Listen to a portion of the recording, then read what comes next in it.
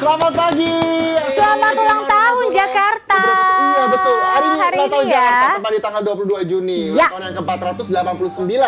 Karena memang dalam rangka ini memperingati hari ulang tahun Jakarta, kita bakal kasih pemirsa aneka informasi menarik seputar Jakarta. Nah, Betul sekali. Hari ini ya intermezzo spesial banget bintang tamunya. kenapa? Pokoknya ini bintangnya luar biasa. Bintang Kejora? Bukan bintang kejora, bertabur bukan. bintang lah Bertabur pokoknya di bintang lah intermezzo pokoknya. ya. Ada beberapa bintang tamu yang luar biasa pada kesempatan kali ini. Pemirsa, kita kasih bocoran nggak sih? Nanti aja ya. Nanti aja lah ya. Nanti aja ya kalau gitu. Oke pemirsa, langsung kita simak sama-sama dia di intermezzo. Banyak info. Nggak bikin kepo.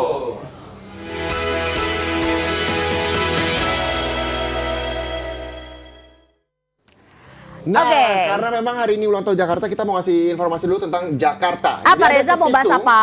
Nah, tahu Pitung? Tahu dong. Gabriel, lo tahu Pitung, Mas Bayu? Tahu ya? Tahu Ini Pitung. ini adalah Jawara Rasa Betawi yang sungguh melegenda. Jadi Ya. di hari ulang tahun Jakarta ini kita akan ajak Anda berkunjung ke Masjid Si Pitung yang berusia 400 tahun. Kita lihat informasinya.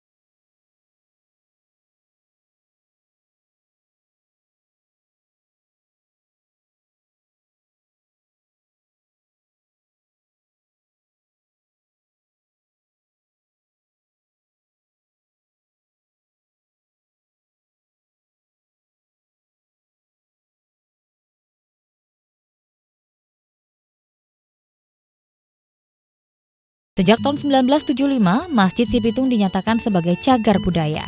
Untuk melestarikan bangunan ini, di sekitar masjid dibuat pagar beton seperti pembatas. Wow, Itu dia, 400 Masjid tahun Si tapi Pitung. masih bagus ya. Betul. Masih bagus itu dia pemirsa. Kita lanjut lagi, masih seputar ulang tahun Jakarta. Ini yang berdekatan dengan Hari Raya Idul Fitri gitu ya. Jadi momen yang pas pastinya untuk bagi-bagi hadiah. Nah salah satunya adalah dengan berbagi parcel. Nah kita mau kasih info nih mengenai parcel yang pas mungkin di Hari Raya Idul Fitri ini ya. Ini dia. Parcel makanan, barang sampai pecah belah. Wah, unik-unik ya. Gak sabar pengen bagi-bagi bingkisan satu ini ke kerabat terdekat. Yaps, jelang lebaran berburu parcel jadi rutinitas masyarakat Indonesia.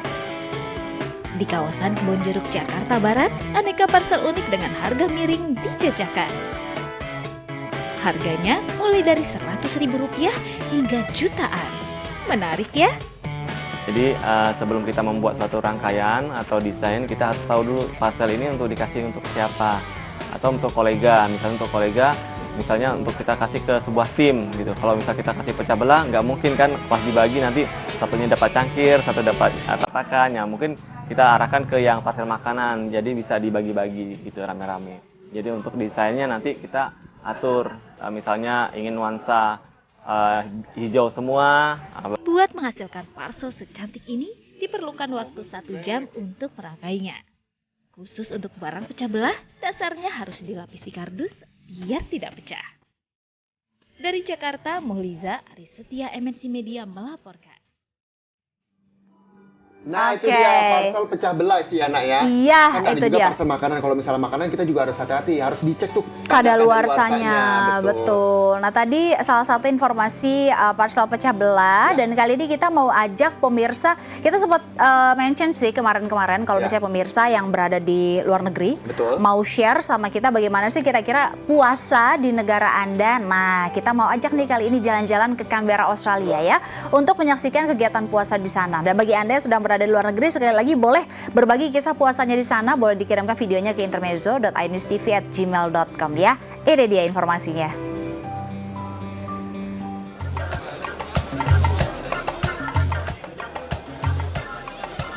350 warga negara Indonesia yang ada di Australia berkumpul di KBRI Canberra untuk mengikuti acara buka puasa dan sholat tarawih bersama. Jadi acara buka puasa diberiakan dengan pertunjukan musik dari Sarah Rahmanto dan siraman rohani bersama dengan Ustadz Erik Yusuf, Emil Ahmad, dan Hamka Hasan.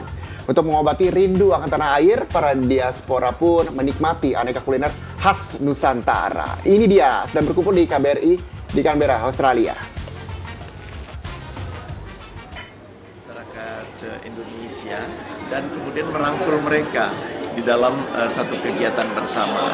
Ini adalah buka puasa bersama yang diselenggarakan dalam pertama kali pada bulan Ramadan tahun ini, dan kita harapkan bisa merupakan satu langkah yang baik untuk kita bersama-sama bersatu untuk menunjukkan persatuan.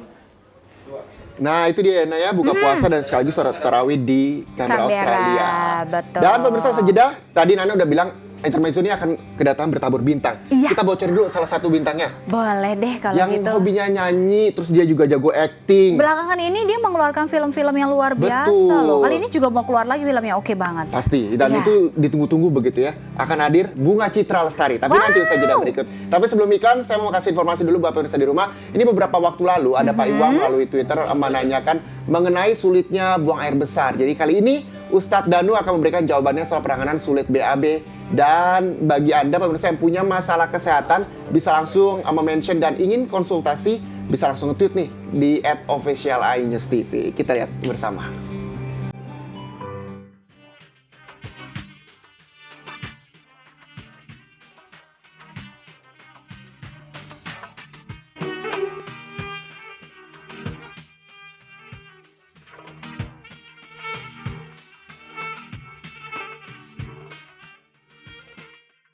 Assalamualaikum warahmatullahi wabarakatuh.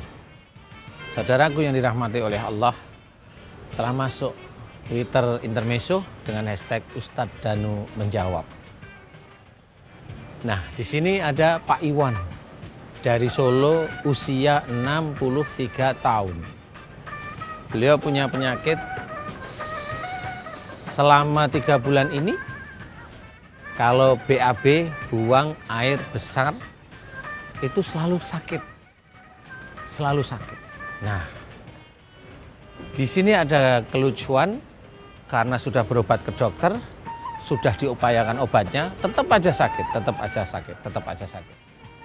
Jawaban saya, apakah harus dipotong? Yang jelas bukan dipotong. Saya akan mencoba menjawab singkat, padat, jelas, manfaat. Nah, untuk Pak Iwan dan juga pemirsa yang mirip penyakitnya, kalau BAB sakit, di sini ada beberapa hal. Dari sisi akhlak yang harus diketahui adalah kalau hubungannya dengan BAB, insya Allah itu berhubungan dengan persoalan-persoalan atau bicara yang berhubungan dengan persoalan yang ada dalam keluarga. Bicara ini bicara yang keluar atau bicara yang tertutup sebenarnya. Nah, bicara yang tertutup maksudnya itu diam. Nah, pada waktu BAB biasa tetapi selalu sakit. Nah, inilah yang diketahui, berarti insya Allah Pak Iwan dengan umur 63, sakitnya 3 bulan ini, berarti insya Allah hubungannya dengan Bu Iwan, istri Pak Iwan. Yaitu jika ada persoalan di dalam keluarga, Pak Iwan ini biasanya mengeluarkan solusi, mengeluarkan kata-kata untuk menyelesaikan, tetapi di luar atau pada waktu mengeluarkan solusi ini ada kemarahan, ada kekakuan, ada ketus kalau orang zaman sekarang. Mengeluarkan solusi tapi dengan ketus, dengan kaku, dengan emosi walaupun tidak meledak. Nah, ini Allah akan memberikan peringatan. Harus diingat, wa ma asabakum min musibatin fa bima kasabat aydikum. Artinya adalah apa saja musibah yang engkau terima itu disebabkan dari buah tanganmu sendiri. Nah, berarti penyakit ini juga dari buah tangan kita.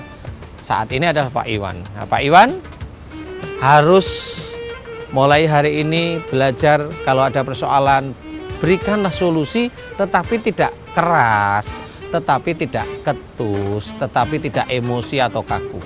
Berikanlah solusi dengan senyum, berikanlah solusi dengan kata-kata yang lemah lembut. Itu yang pertama. Yang kedua, ini yang penting adalah mohon ampun pada Allah Ta'ala.